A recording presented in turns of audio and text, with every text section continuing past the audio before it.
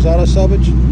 We have a 2017 Ford E450 retired ambulance. Our start number is Xh20346. The vehicle has 298,096 miles. It's a 6.8 V10 automatic. Runs really good. Motor and transmission have been changed.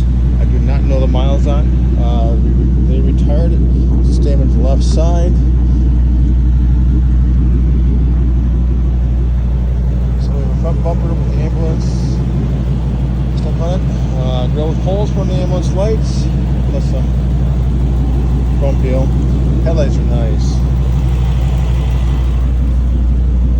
Good right hand door. Aftermarket mirrors, they are power, they're Velvac.